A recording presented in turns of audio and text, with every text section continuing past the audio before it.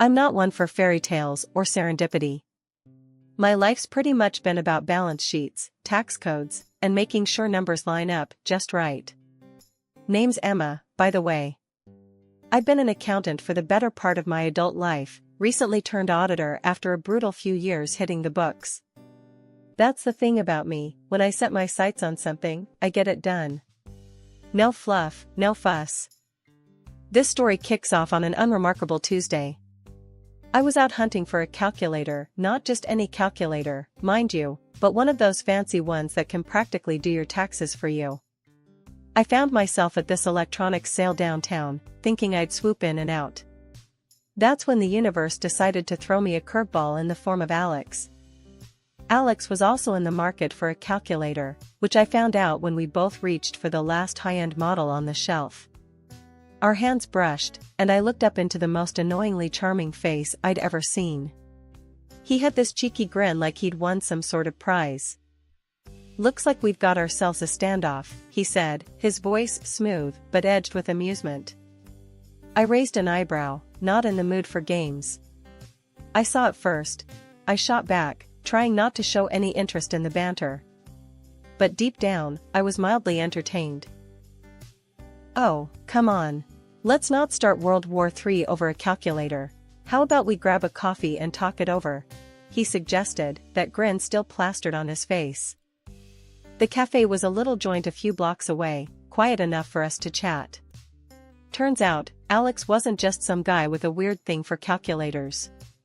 He worked as a production director at his family's company, something to do with manufacturing that was miles away from my world of numbers.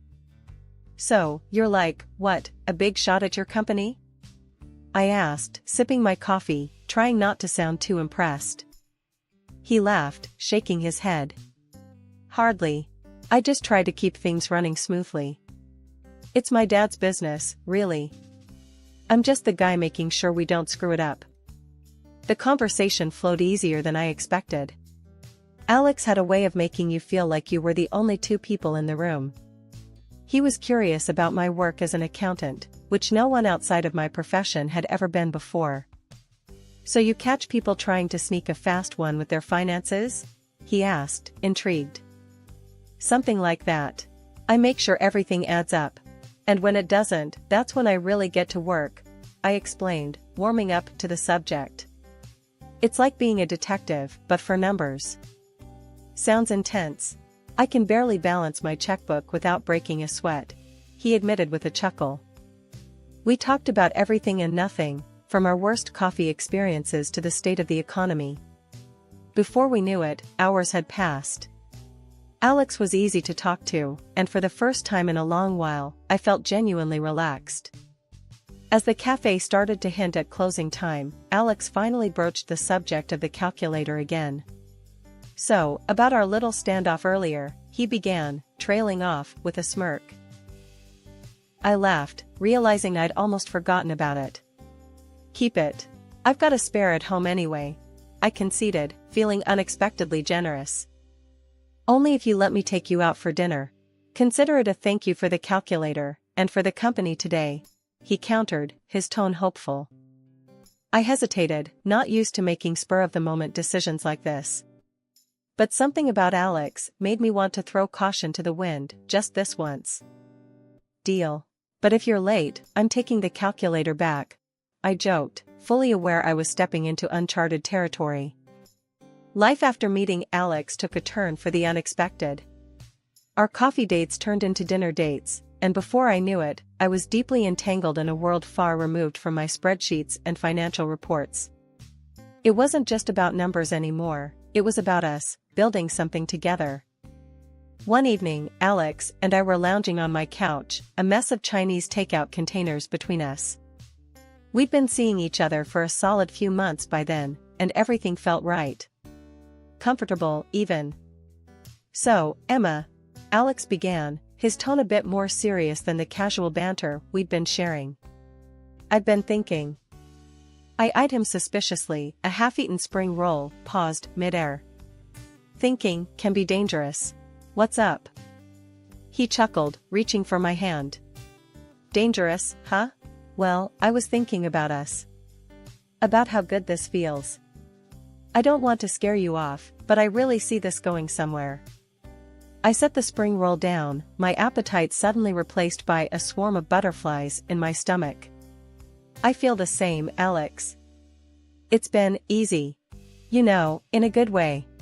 Exactly. He was animated now, his eyes lighting up. So, I was wondering, what do you think about us moving in together? The question caught me off guard. Moving in together was a big step, a leap into a future I hadn't allowed myself to fully imagine yet. But looking into Alex's hopeful eyes, I couldn't find a single reason to say no. I think I'd like that, I replied, my voice steady despite the whirlwind of emotions inside me. Alex's grin could have lit up the room. Yeah? Yeah, I confirmed, my own smile mirroring his. Meeting Alex's family was the next natural step. His father, a self-made man with a firm handshake and a gaze that could either warm you up or freeze you out, welcomed me with surprising warmth. Emma, Alex hasn't stopped talking about you. Glad to finally meet the woman who's stolen his heart. His words were straightforward, no fluff, kinda like me. But it was Sarah, Alex's sister, who was a tougher nut to crack. As head of the purchasing department in their company, she eyed me like I was a column of numbers that didn't add up. So, an auditor, huh? Bet you're good at spotting any funny business. Her tone was loaded, like she was testing me. I do my best, I replied, keeping it cool, but friendly. I wasn't there to audit them, after all, just trying to make nice with the family. The wedding was nothing extravagant, just close friends and family. Alex and I weren't about the flash, we preferred something that felt more us. It was perfect, a testament to what we had together, solid and real without the need for show. 6 months into our marriage, I found out I was pregnant. Telling Alex was a moment I'll never forget. His face lit up like a kid on Christmas morning, and he scooped me up in his arms, spinning me around. We're going to be parents, Em. Can you believe it? We were over the moon, but sharing it with his family? We decided to break the news over dinner at his dad's place, the same house where I first met the old man and Sarah, who always looked at me like I was a puzzle she couldn't quite solve. The table was set like we were royalty, and his dad, Mr. Thompson, was in high spirits, probably because he thought this was just another casual family dinner. Little did he know. So, Emma, Alex tells me you're settling in just fine at the new place. That true? Mr. Thompson asked, passing me the potatoes. Yeah, it's been great. Feels like home already, I replied, trying to sound as relaxed as possible, despite the butterflies doing somersaults in my stomach. Sarah was poking at her food, silent up until now. Must be nice, playing house. Hope you're not distracting my brother too much from work, she said, her tone sharp like she was aiming darts my way. Alex jumped in before I could reply. Sarah, cut it out. Emma's been nothing but supportive. Plus, we've got some good news to share. He looked at me, nodding for me to go ahead. I took a deep breath. Well, the thing is, we're expecting a baby. You could have heard a pin drop. Mr. Thompson's fork paused midair, and even Sarah stopped her dart-throwing act to stare. A baby? Mr. Thompson finally broke the silence, his voice a mix of surprise and something else I couldn't quite place. Well, I'll be. Congratulations. This is wonderful news. He got up to hug us both, a wide grin spreading across his face. Sarah's reaction was cooler, forced even. Yeah, congrats. A baby, huh? That's big news. Her smile didn't quite reach her eyes, and I could tell this wasn't what she expected to hear. Mr. Thompson, oblivious to the tension, was already making grand plans. We'll need to celebrate properly. And think about the future too. A grandchild. This calls for a toast. He was already fetching his best bottle, the mood significantly lifted. The rest of the dinner passed in a blur of congratulations and plans for the future. Mr. Thompson was already joking about how the baby would take over the company one day, a comment that made Sarah's smile falter even more. Planning the baby shower wasn't even on my radar until Sarah brought it up out of the blue. We were at a family dinner, one of those where Mr. Thompson tries to make sure we all still liked each other. Sarah had been quieter than usual, which, if you knew Sarah, meant she was plotting something. Out of nowhere, she's like, "So, Emma, when's the baby shower? We should throw you one." Alex choked on his drink, and I swear, even Mr. Thompson looked like he'd seen a ghost for a second. Me? I was caught off guard. Hadn't really thought about it, I admitted, shooting a puzzled look at Alex, who shrugged. "Well, it's settled then. I'll organize it.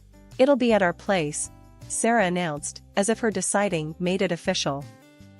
Alex tried to protest. "Sarah, you don't have to." But she cut him off. "Nonsense. It's what families do. Right, Dad?" Mr. Thompson, bless him, just nodded, probably too surprised or scared to disagree. So, it was settled. Sarah was throwing the baby shower, and I had this nagging feeling in my gut that her sudden generosity wasn't without strings. The day of the baby shower arrived, and honestly, it was more than I expected. The decorations were tasteful, the food was great, and Sarah played the part of the gracious hostess a little too well. Relatives I hadn't met yet were cooing over baby clothes and sharing unsolicited advice. It was all going surprisingly smooth, which should have been my first clue that something was up. Towards the end, just as people were starting to leave, Sarah made a show of clinking her glass to get everyone's attention. "Before we all go, I just want to say something," she started, her voice dripping with a sweetness that didn't quite reach her eyes. "Recently, we've had some things go missing in the house. Just small stuff, but still. I hate to ask, but could everyone just check their belongings? Just to be sure." The room went quiet. It was like one of those moments in a movie where you know something bad's about to happen. People started awkwardly rummaging through their bags and pockets, and I felt this sinking feeling in my stomach. "And Emma," Sarah turned to me, a smile plastered on her face, "I couldn't help but notice you putting something in your purse earlier. Mind showing us what it was?" My heart was racing. "Sure, Sarah. I've got nothing to hide," I said, my voice steady despite the panic setting in. I opened my purse and turned it upside down, letting its contents spill out on the table. Among the usual mess, a pair of diamond earrings clattered onto the surface. I froze. Those weren't mine. Sarah's smile widened. "Looks like we found our thief. We need to call the police." The room erupted into whispers, and I could feel every eye on me. I was mortified. "Those aren't mine. I swear," I managed to say, but my voice was barely above a whisper. Alex was by my side in an instant. "Enough, Sarah. We'll handle this ourselves," he said, his voice cold. The party broke up quickly after that. Accusations and confused goodbyes filled the air as people left. I was in a daze, the evening a blur of embarrassment and confusion. Once everyone was gone, I confronted Sarah. "Why would you do that? You know those aren't mine." Her response was a shrug. "Prove it." The ride home from the baby shower was like sitting on a ticking bomb. Alex was tight-lipped, hands clenched around the steering wheel, while I stared out the window, my mind racing. The silence between us was suffocating, but I was scared to break it, scared of what might come out. Finally, I couldn't take it anymore. "Alex, you believe me, right? Those earrings. I've never seen them before tonight." He glanced at me, his jaw working like he was chewing on the words, before spitting them out.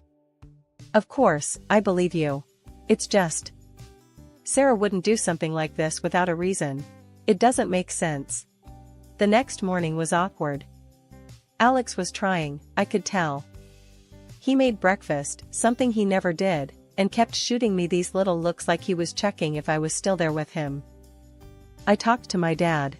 "He wants us to come over, talk about what happened," Alex said, breaking the silence over eggs and toast. I put my fork down, appetite gone. "And what? Defend myself? Prove I'm not a thief?" "It's not like that, Em. He's just concerned. We all are. Alex tried to explain, but his words felt like band-aids on a bullet wound. At Mr. Thompson's house, the air was charged. Sarah wasn't there, probably for the best, because I wasn't sure I could handle seeing her without lunging across the room. Mr. Thompson looked like he was carrying the weight of the world on his shoulders, a look I hadn't seen before. "Emma, Alex tells me there's been a misunderstanding," he started, his voice heavy. "A misunderstanding?" I repeated, incredulous. "Your daughter accused me of stealing, in front of everyone. How is that a misunderstanding?" Mr. Thompson sighed, a deep, weary sound. "Sarah has her reasons for doing things. Sometimes, they're not clear to the rest of us. So, her reasons justify publicly humiliating me?" I couldn't keep the bitterness out of my voice. "It's not like that. We just need to get to the bottom of this," Alex interjected, but I was beyond listening. The days following the disaster of a baby shower were tense. Alex and I were tiptoeing around each other, and around the issue with Sarah, like it was a sleeping dragon. Neither of us wanted to poke it, but we both knew it was there, breathing fire on everything. It was late one evening, the kind where the silence feels too loud, that Alex finally broke. He came into the living room where I was pretending to read a book, my mind miles away. That's when the unexpected happened. Alex's phone rang, and the look on his face when he saw the caller ID was enough to freeze my blood. It was his dad. "Hey, Dad. What? Now?" Alex's voice was tense, his brows furrowed. After a moment, he nodded, though I knew his dad couldn't see. "Okay, we'll be there." He hung up, looking at me with eyes that suddenly seemed older. That was my dad. He wants us to come over. Says it's urgent, about the company. The ride over was quiet, the kind of quiet that screams. When we got there, Mr. Thompson was waiting, looking like he'd aged 10 years in the last week. He didn't waste time on pleasantries. "Thank you for coming. We have a situation," he began, voice grave. "What kind of situation?" Alex asked, straight to the point. "It's the company. We're in trouble. Financial trouble," Mr. Thompson admitted, his usual strength wavering. My heart sank. What happened? I couldn't help but ask, the auditor in me needing to know. Mr. Thompson sighed, a long, tired sound. "It's a lot of things. Bad deals, lost contracts. But there's more. I found discrepancies in the accounts. A lot of money's gone missing." Alex looked like he'd been punched. How did this happen?" "That's the thing. It seems like it was on purpose. Someone's been sabotaging the company from the inside." I felt cold, a dread settling in. "Do you know who?" The question hung in the air, heavy. Mr. Thompson met my eyes, then Alex's. "I have my suspicions. It's why I needed to talk to you both. It's Sarah." The name dropped like a stone, sinking everything with it. Alex went pale. "Sarah? But why? How can you be sure?" "I'm not completely. That's why I need your help, Emma. You're an auditor. You see things others don't. I need you to look into the company's accounts, discreetly." It was a lot to process. My mind was racing, thoughts tumbling over each other. "I'll do it. I'll help you get to the bottom of this." The first step was getting access to all the financial documents, which Mr. Thompson provided without hesitation. "Everything's in the company's server. I've given you full access," he had said, looking older and more tired than I remembered. "Find whatever you can, Emma. We're counting on you." Armed with my laptop and a pot of coffee that seemed to perpetually refill itself, I set up shop in our home office. Alex, bless him, tried to help where he could, but numbers were never his strong suit. "I feel like I'm looking at hieroglyphics," he admitted one evening, squinting at the screen over my shoulder.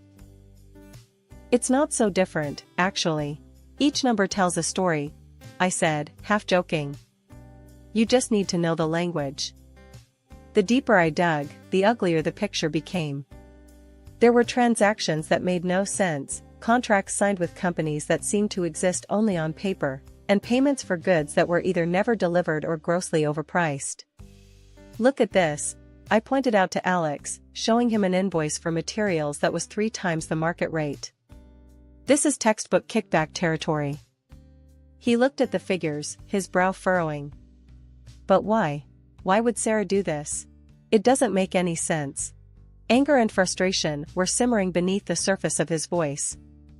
I knew he was struggling to reconcile the sister he thought he knew with the evidence we were uncovering. One evening, after a particularly long session of cross-referencing invoices with delivery notes, Alex let out a deep sigh. "We're going to have to confront her, aren't we?" I closed my laptop, the weight of his words settling between us. "Yeah, but not yet. We need irrefutable proof first. We can't accuse her based on suspicion alone." It was late one night when I finally closed my laptop, the last piece of the puzzle slotting into place. We had it. Proof that Sarah had been embezzling from the company, signing off on deals that benefited her personally at the expense of the company's health. We were gathered in the boardroom, a room that had seen better days, with the weight of the company's future hanging in the balance.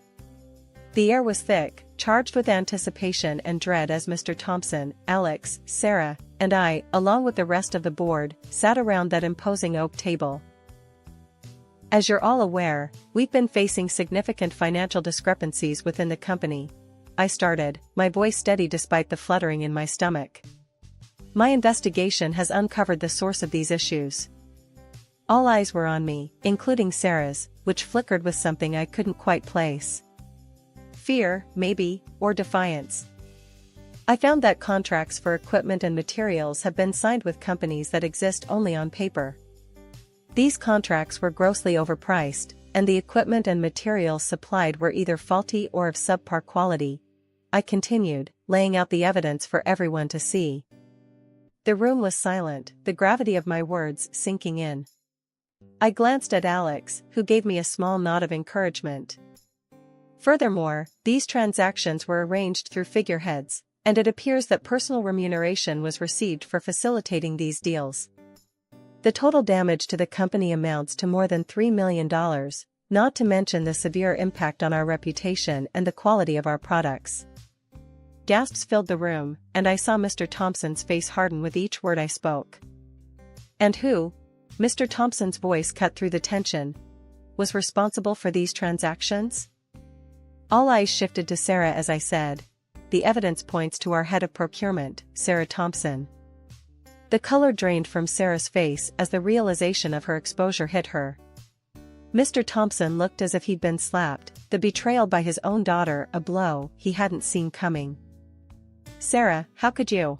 Mr. Thompson's voice was a mix of anger and heartbreak. "You've not only betrayed this company, but your own family." Sarah shot up from her seat, her voice shaky, but defiant. "I did what I had to. I deserved recognition, a chance to prove myself, but all you ever cared about was Alex and now her." She spat, pointing at me. Mr. Thompson was on his feet now, his usual composure shattered. "You've done irreparable harm. I am disowning you and disinheriting you. You will face the full extent of the law for what you've done." The room erupted into chaos, with board members whispering among themselves, shock written all over their faces. The sound of police entering the room to detain Sarah was almost surreal, a stark reminder that the consequences of her actions were very real. After the storm had passed, and Sarah had been taken away, Mr. Thompson turned to me, his eyes softening. "Emma, you have done this company, and this family, a great service. You've shown a strength and integrity that is rare. Thank you." After all the dust settled and Sarah faced the music, getting slapped with an 8-year sentence, things started to shift for us. Not only did she have to cough up a chunk of change to the company for all the mess she caused, but she also had to pay me directly.